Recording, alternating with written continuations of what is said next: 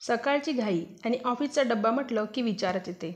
एक तर मुलांचा डब्बा, आणखी ऑफिसचा डब्बा, मुलांची तयारी, या सर्व गडबडीत काय करावं आणि काय नाही सुचत नाही.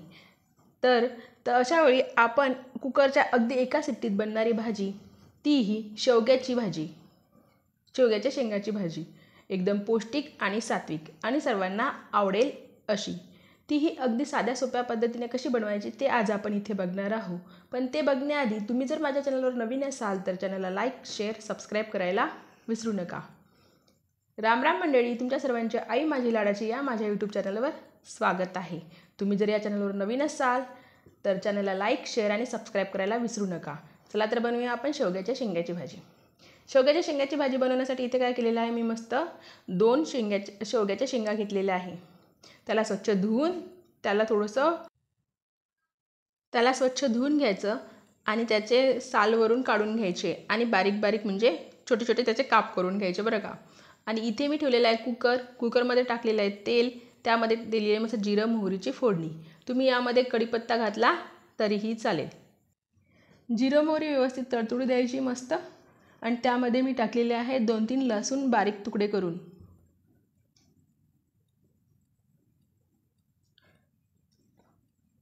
गॅसची फ्लेम ही नेहमी मंद ठेवायची किंवा मीडियम असली तरीही चालेल.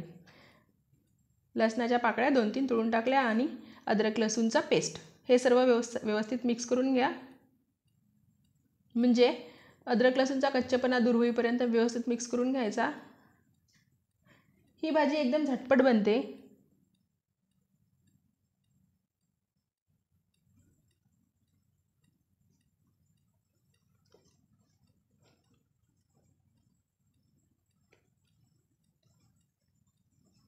आणि आता त्यामध्ये टाकणार आहोत आपण शेवग्याच्या शेंगा.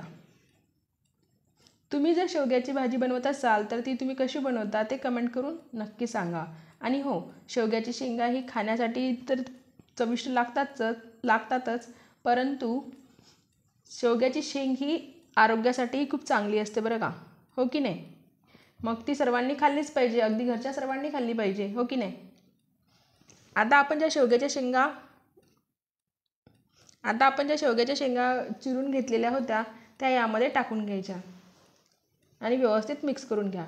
सोबतच यामध्ये मी टाकलेली आहे थोडीशी चण्याची डाळ आणि मुगाची डाळ.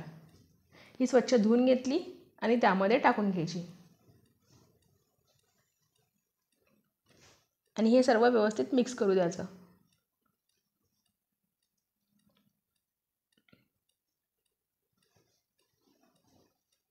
हे सर्व मिक्स झालं की यामध्ये टाकायचे आपल्याला मसाल्याची क्लिप झाली गायब.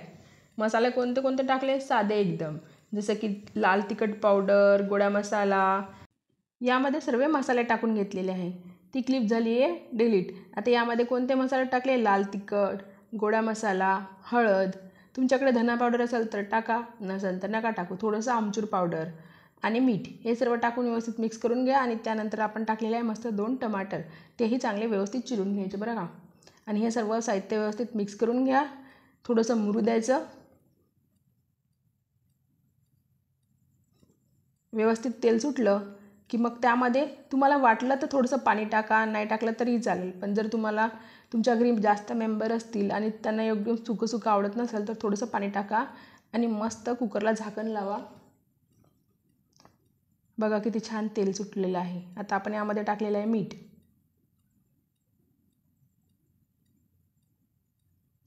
सर्व मिक्स करून घ्या.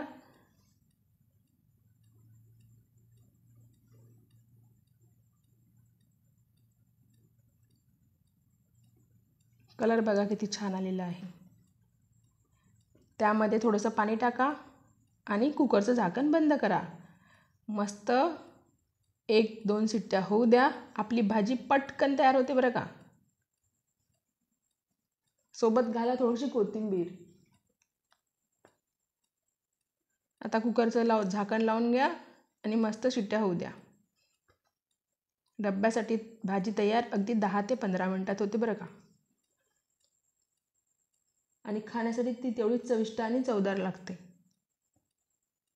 आता झाली आहे तयार.